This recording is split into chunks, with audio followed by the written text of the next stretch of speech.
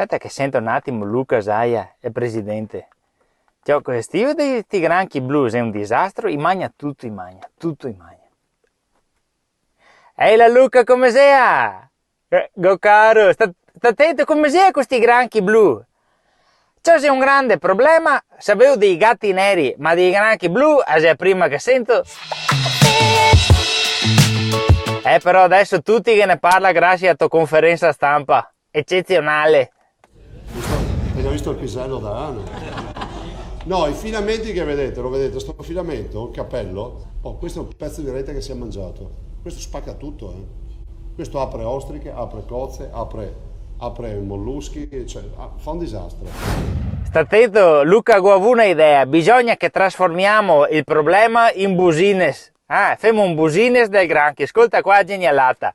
La sagra del granchio blu arcobaleno. Attento, facciamo un menù arcobaleno. E ora, granchio blu, nero di seppia, tonno pinna gialla, ostia, squalo bianco, non so Luca se riusciamo a ciaparlo, neanche se lo digeriamo.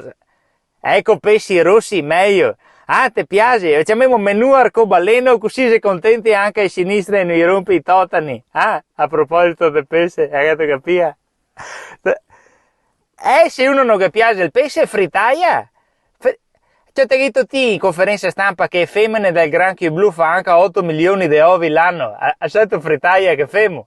Ti piace? E quelle che vanno, femo portachiavi. Cosa dito? Io lanciamo come il portachiavi più forte mai esistito, con le chiavi che le lega. Hai capito? Che le lega. Come giocare a parola, così ti sostiene il partito, che le lega. Dai, fatta è ora.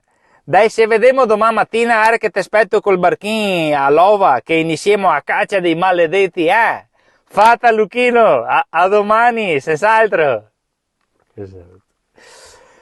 Una cosa in mente tutto, devo preparare anche il spot con Luca protagonista, perché bisogna convincere la gente a mangiarlo sto granchio blu. E ora se prova anche a te il granchio blu. Sono Luca, Saia.